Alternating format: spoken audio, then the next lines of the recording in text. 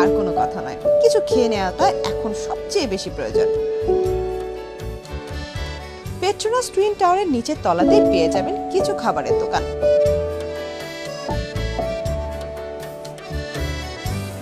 Yummy viewers, traditional dessert of Malaysia. Malaysian traditional sweets. So sweet. Love it.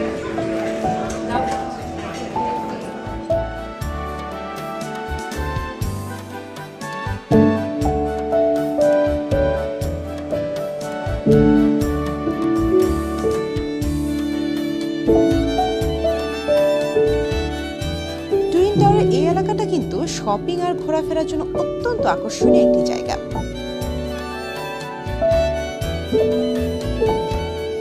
বিকেলের অলস সময়টুকু কাটিয়ে দেবার জন্য আদর্শ জায়গা বলতে পারেন।